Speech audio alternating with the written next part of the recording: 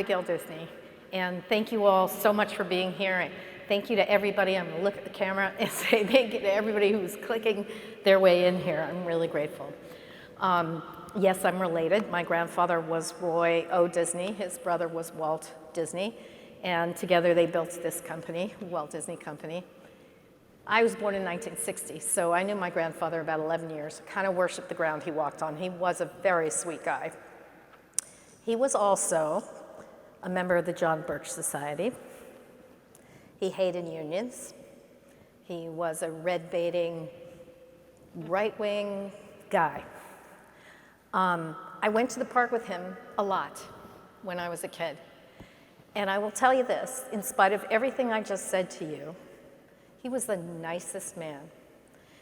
And when I went to the park with him and followed him in there, what I always noticed, I didn't do that, did I? Such an impact. What I always noticed was the way he greeted workers and the way they greeted him. What happened between them was a thing that was happening between two human beings. My grandfather never saw himself as different from or other than anybody who worked for him. And as a business person, he understood that half of his job was to make money for investors. The other half of his job, and maybe the most important half, was to do that in a way that created not livings, but livelihoods for the people who had jobs for him. So say what you like about his politics back then, but he died in 1971 and I watched things change. As Ernest Hemingway said, gradually and then suddenly. Between 1971 and now, everything has changed for every worker everywhere, but inside of the Walt Disney Park is something that I've had a front row seat for. So I made a film called The American Dream and Other Fairy Tales. And it is about how that process happened inside of the park at Disneyland, which I experienced personally.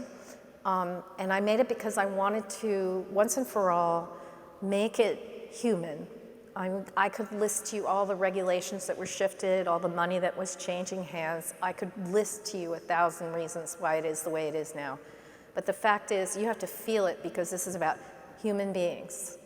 And a film was the best way I could think of to do that. So I'm really happy to premiere for you our trailer for The American Dream and Other Fairy Tales now. You could start it up.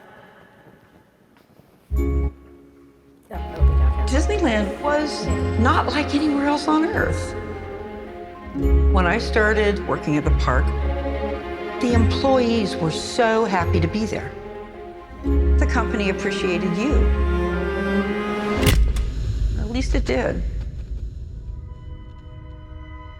Having the last name Disney is like having a weird superpower you didn't ask for. But then one day, I got a message from a guy named Ralph who worked at Disneyland. How many of you know somebody who works at Disney who slept in their car in the last couple of years? How many of you know somebody who have gone without medical care because they can't afford it? The American dream teaches us that if you work hard enough, anything is possible. It's magical thinking. Dr. Disney. Disney could raise the salaries of all of its workers to a living wage. It was possible to do this when my great-uncle and grandfather built the company. It's possible now. That is socialism. Here we go. We know what that is. We're the people who do the pixie dust at night. You scrub the kitchens, the floor, the toilets. With both of us working full-time, we still fall below poverty level. A custodian would have to work for 2,000 years to make what Bob Iger makes in one. The Disney company is ground zero of the widening inequality in America. You know, I think of it as the assholification of America. This isn't just a Disney story. It's the story of nearly half of American workers who can't make ends meet. I have this passion growing within me now, building power for working class people like me. Not just If you could tell Disney anything, what would you tell them? We'd like to be able to have a home.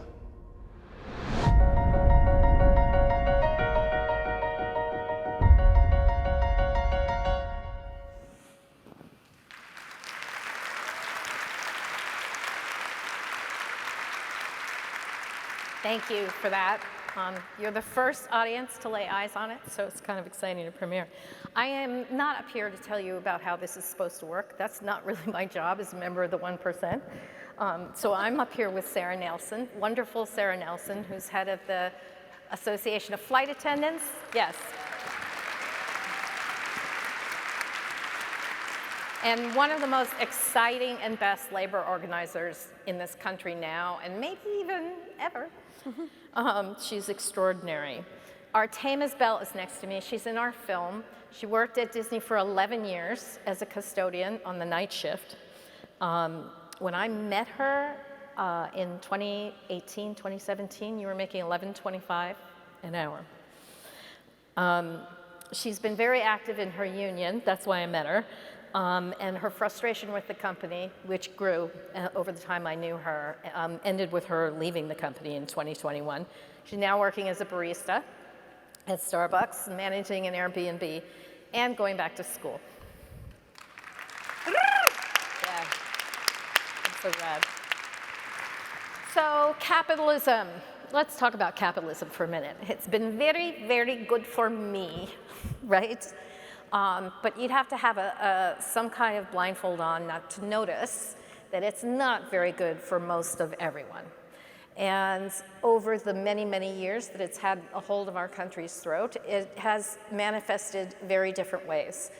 It has always depended on the personality of the people who were in charge of it. And the personality in charge of it today, I would say, is Ebenezer Scrooge. I know you all grew up watching like Simpsons versions of A Christmas Carol and whatever 150 different versions of A Christmas Carol, but actually I recommend the book by Charles Dickens, because what it is about is the idea that greed, if it runs you, winds up not just being a character problem for an individual person, it winds up being a social problem for everybody around that individual, and it winds up being an existential problem in its setting. So capitalism in its currently incarnation is under a Scrooge ethic. And I'm not really joking when I say that. I was, in 1987, a 27-year-old woman sitting in a theater watching the movie Wall Street and in New York City, and I saw when Gordon Gekko said, "Greed is good," I saw the way the audience erupted into applause. And I thought, oh my God, we're in trouble. So we need it to change, and the question is capitalism the problem, Sara? And if so, what's the problem, and can it be changed? Fundamentally, the problem is that capitalism is about profits, it's not about people. So it will never, ever, ever work. And what we have to understand is that democracy is on the brink of collapse because we exist in a system of capitalism. And as unions have been on decline, capitalism has been totally unchecked. So it's taking over everything. And now it's just about billionaires deciding, competing with each other over who's going to go up in the fastest dick rocket up to the moon while they leave the rest of us on the burning earth. So unless we build unions and give people a real voice to put them in check, because the only people that billionaires have to respond to are unions. Mm-hmm. Chris Smalls, ALU, Starbucks workers. And if we get around those workers who are doing that, who are taking that on, who are striking, who are doing all the right things, then we can take on the billionaires. And they don't have to answer to anyone else. And if we let them keep going on their terror campaign, it's just going to get worse and worse because there is no end to that profit society. In fact, we're going to go to where Heather McGhee would say we'd go back to in a plantation economy. Yeah, yeah. I know these people, I know them. They are people I've known in my lifetime. And what I have seen is that there is no point at which they have enough. No. And it makes them sicker and sicker. One of the interesting things about Ebenezer Scrooge is he's not a well man. And I think Dickens did that on purpose because it sucks, your life force out of you to have forgotten the meaning of life. And I remember when I first started advocating quietly with the leadership at Disney, I would suggest that perhaps instead of childcare program, which is nice, and instead of, maybe a small education program, which is nice, they raise wages. Like, money is what, how are we not? And they would, honest to God, I thought I was speaking some crazy foreign language. They honestly didn't understand what I was getting at. So, Artemis, I mean, what did the union mean for you at Disney? What did it feel like to be a member of that union? And like, did you feel like the union was having any kind of success? I mean, with Disney, that was my first ever union job, and I kind of walked in on it on accident. I didn't understand what I was walking into. So for like the first couple years at Disney, I just kind of did my own thing, and I was like, hey, I have healthcare, yay. But then I started looking around at other custodial jobs that were comparable, and I was like, why do we make $3 to $5 less than all these other places? For me, a union at the time when I first started, it was a way to actually get your voice heard a little bit when you ask those questions. Because if you ask a lower level manager, who was all I had access to as a regular cast member, they're not in the position to change any of that usually.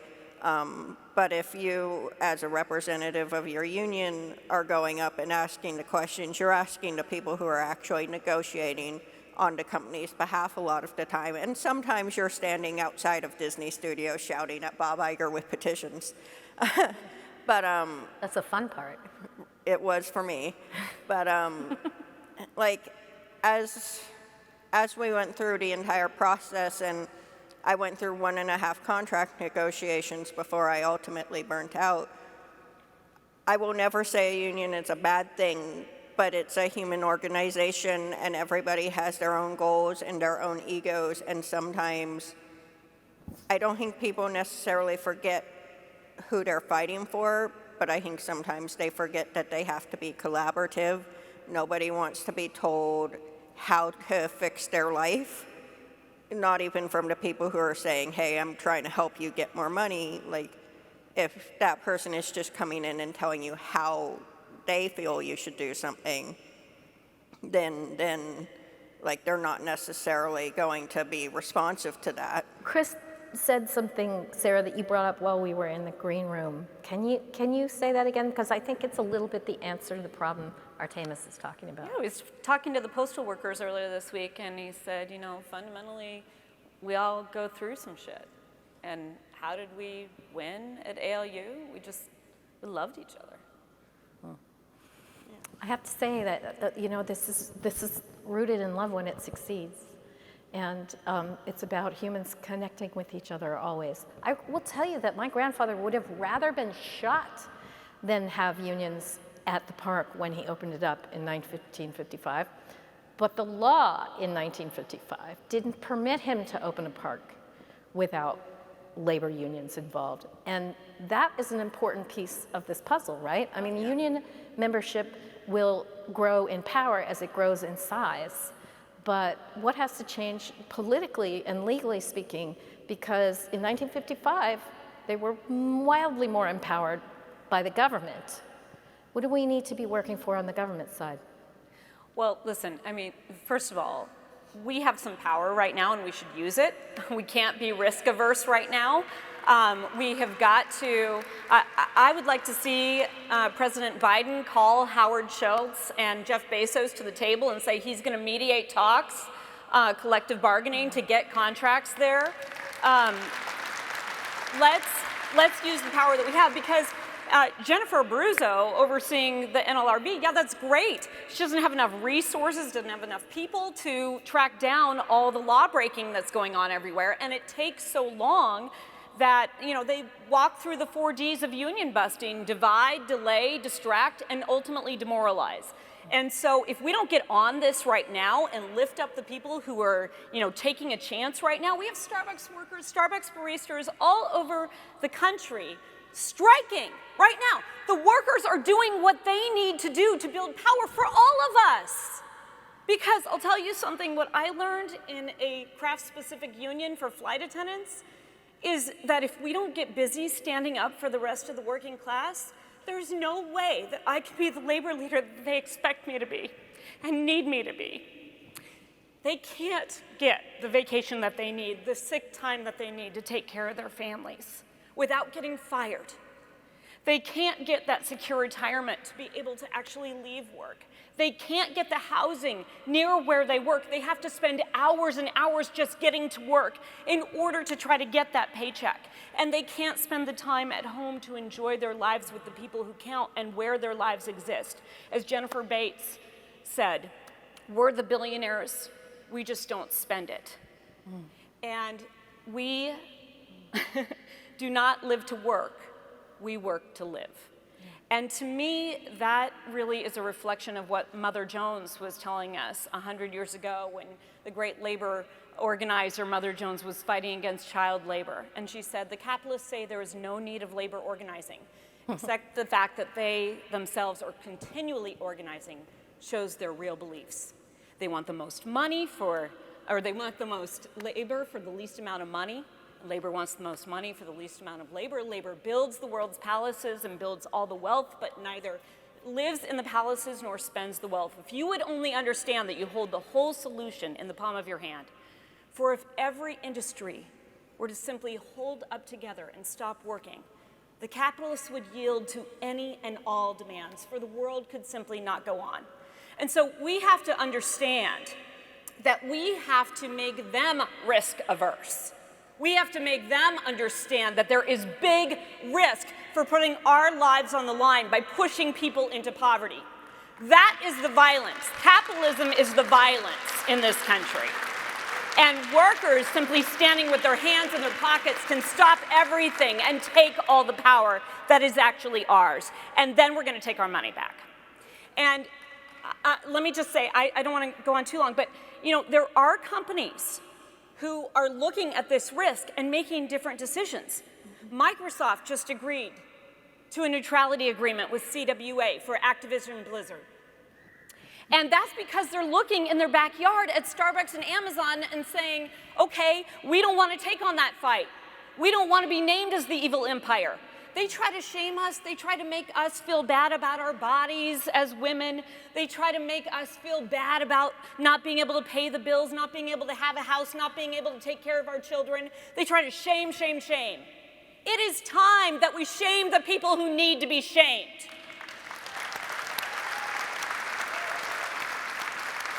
Because shame on them, and they will never feel it, but if they feel it in their pocketbooks, they're going to make that risk analysis and they are going to change. And we are this close to doing it if people would understand that we only join together, just like Chris was talking about. It's like the definition of alienation in a society when the shame attaches in the very opposite place. And talk about alienation in society, but Chris just referred to the fact that you can be an essential but disposable worker.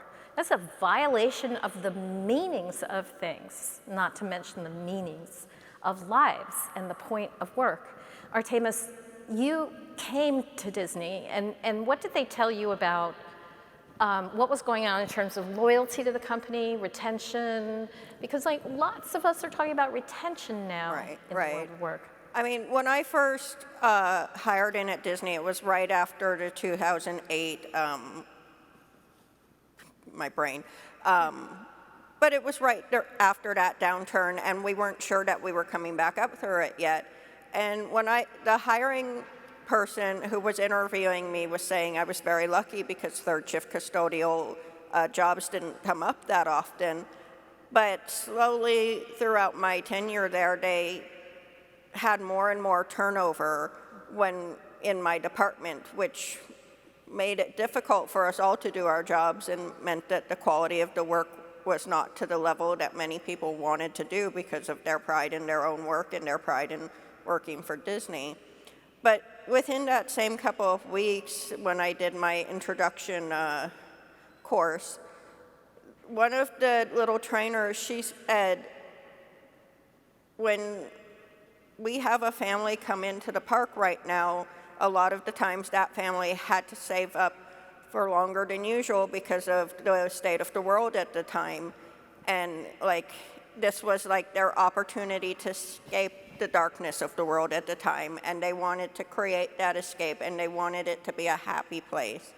And I don't 100% know if that was just like the attitude of the cast member at that level, or if it was completely disconnected from the attitude from the higher level executives, which I do think it probably was, because even then it was Bob Iger and it was all about money for him.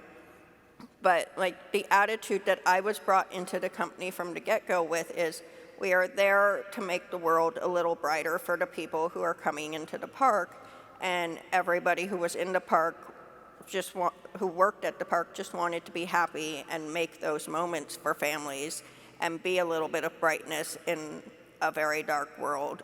So to what extent, I mean, I think of that as the goodwill subsidy, that people came in wanting to make the world a better place and were sometimes willing to work longer or for less because they knew that the job itself had a beneficial meaning. Yeah. Do you think the company exploited that in their workers?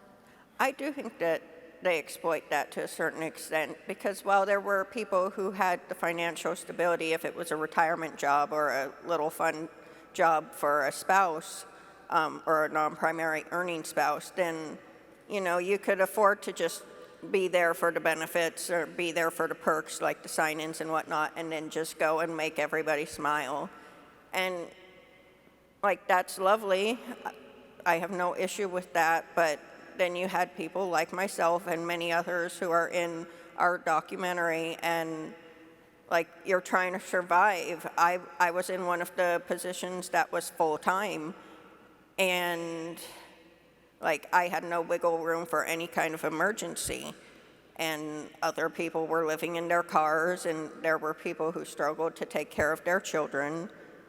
And I feel like some of that goodwill subsidy, as you call it, like, is left over from when it was originally founded, because when Walt and Roy were in charge, they treated people like humans, and people were able to like actually raise a family and have a home on a full-time job at Disney. And like, that's the impression that a lot of people still had.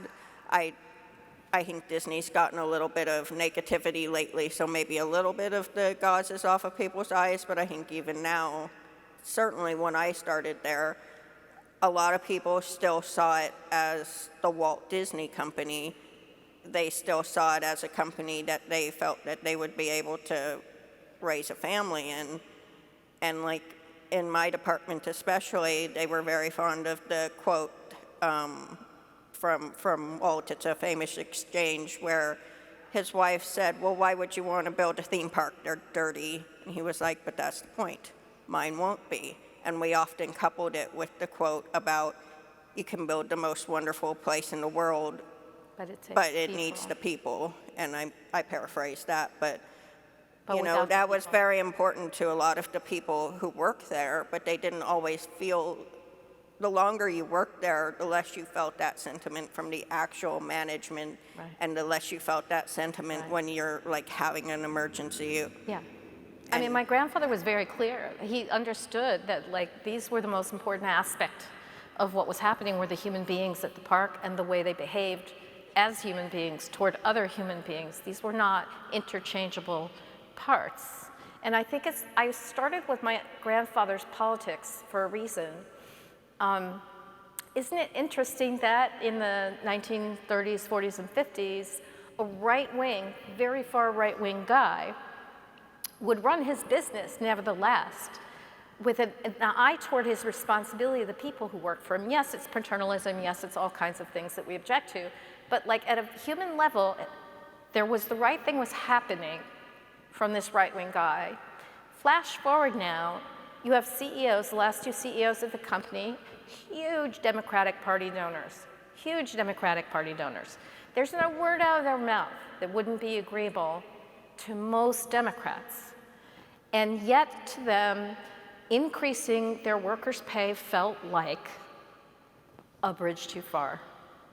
How did this country become so captured by the idea that what management needs is more important than what humans need, so broadly and so across the board, that now the message is being carried perhaps with more consistency by the Democratic Party than by the Republican Party. It's because the Democrats have taken for granted the idea that they will be supported by labor because they don't have an option in the Republican Party, and they swallowed the neoliberal line whole and never questioned it. Sara, then how do we turn the Democratic Party into a genuine partner? Is it possible? I mean, the only reason we have labor law at all in this country is because of mass strikes. Yeah. So I would say that the tone that was set in the 30s, 40s, and 50s was that you had to think about the people because the people were demanding it, and the people had the institutions to be able to continue to demand that. Unions had enough power, had enough density to be able to make a difference. And so that's how we're going to bring any party around, because frankly, at the time, the Republicans were kissing labor butt too. Yeah. I mean, it was because labor had power.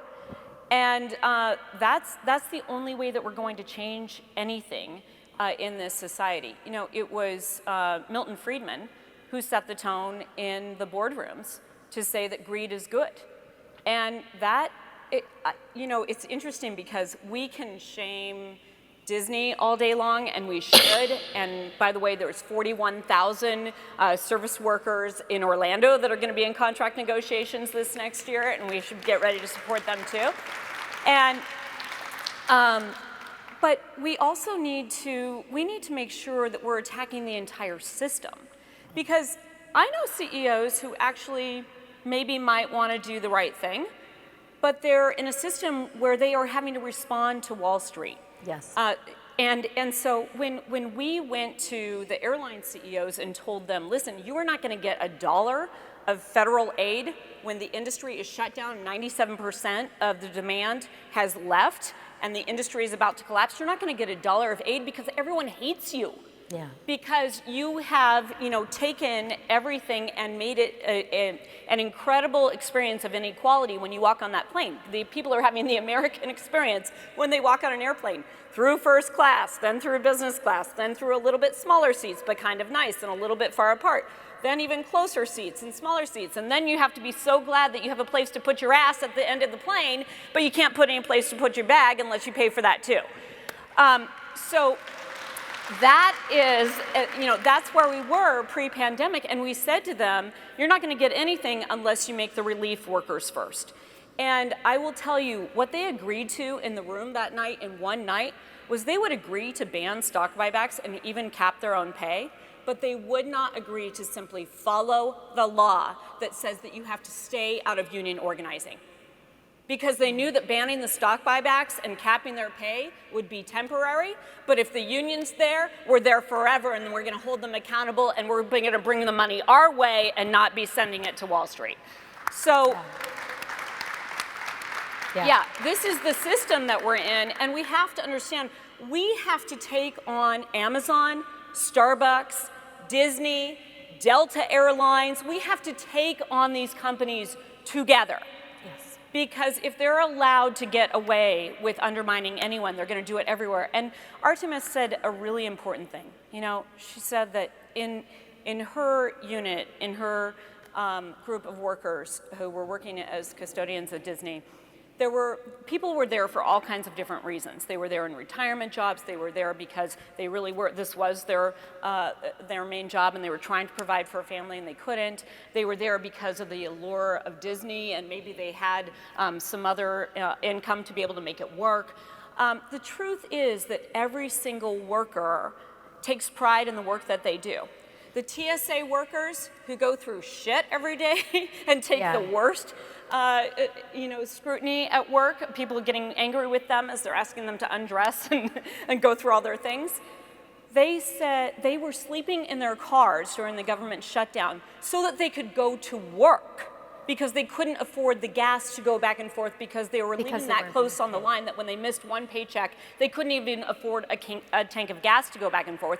But they were more committed to going to work and doing a good job in one of the worst jobs, not one of the best jobs where you have that pride. This is the truth about the American worker, and the lie that is being told is wrong. But these jobs that have been defined as jobs that are worthless are typically jobs that are held by women and people of color. And the union busters' favorite tactic is sexism and racism. Yeah. And they will play that up to the best of their ability and try to pit us against each other. And in that way, try to control the environment and define those jobs. And when people are desperate, they'll take anything they can get. Yeah, perfect, perfect. I want to add one more layer to this ecosystem that needs to change, because I get calls from reporters to talk about the pay for Disney workers, and then I get called from a different set of workers, a different set of reporters to talk about excessive CEO pay. The business reporting system reflects the idea that one thing has nothing to do with the other. Even in the business press, they're thinking of a CEO as someone completely different from a person who pulls down a weekly paycheck. And this is true across Wall Street and the entire economic ecosystem. If they came out and offered workers $25 an hour tomorrow, the CEO would be out of a job, the stock would be downgraded. So there's an enormous amount of work that we have to do, and when the unions are empowered, and they will be over the next 10 years, they are gonna really, in fact, have their moment. They need to come back to Wall Street, and they need to alter Wall Street, because Wall Street has been calling the score for too long. So we have 3 action items for you. The first one is related to the film, The American Dream and Other Fairy Tales. Tomorrow, we're screening the whole film at 12:30 in room 104. There is free food for the first 100 people who show up, because we know how the world really works. Artemis will be there with me for a Q&A afterwards. I really hope you'll come. I really think the film has a chance of breaking through. We also want you to find us and follow us on social media, and sign up for our mailing list, because we're going to open in some cities, but also on video on demand on September 23rd. We need all the help you can get in social media support. We are up against the biggest media company in the world, and they really don't want this movie to find people, right? So there isn't a streamer in the system that would touch us. There wasn't a distributor in the system that would trust us. We've had to do this ourselves. We have got Goliath out there ready to stomp on us. Please help us with that. I don't look like David, but I am. And you can host a screening, and you can learn about that on our website. Please use your networks to support us. The second thing is that if you will scan this QR code from the Association of Flight Attendants, it will give you the ability to learn more about share buybacks. Sara mentioned them earlier. Just to give you a sense of it, in the 1 decade before the pandemic started, Disney spent $50 billion in free cash flow on share buybacks. Free cash flow. That means the money that's just lying around there. They're looking the unions square in the face and saying, we can't give you a raise, while they are giving the top 2% of the population all of that cash back in the form of share buybacks, and themselves, by the way. This is a direct transfer of wealth from workers to owners, and it needs to stop. They were illegal until 1984. They need to be stopped. $50 billion in 10 years. So go find out about share buybacks, sign the petition. We need to start a real movement about ending this practice, because it's incredibly corrupt. And the third is a pretty simple one. Support your unions. Join the union. Support anybody you know who's a member of a union. Yes, my grandfather is right now spinning in his freaking grave because I'm saying this, but we're not going to be able to get this out of goodwill. Law will never get us far enough. Culture change will never get us far enough until the unions are permanently empowered and to be big enough and fight as equals against corporate interests. We are never going to get this to change. So thank you so, so much for everything, and thanks for being here. Yeah? I'm going to put a fine point on the join unions. Women, young people, people of color, trans people, Join unions, run unions. We need your Yes. creativity. We need other people to see you in leadership. You are the leaders of our future, and people need to see who it is that can form unions because they have an idea that it's somebody in a hard hat. And it's not. It's all of us. It's everyone who works. We are the working class. They are the billionaires. We're getting together. We're taking our money back. You want to say anything, Anna, about unions? Oh, you've got 3 seconds, go. Join unions.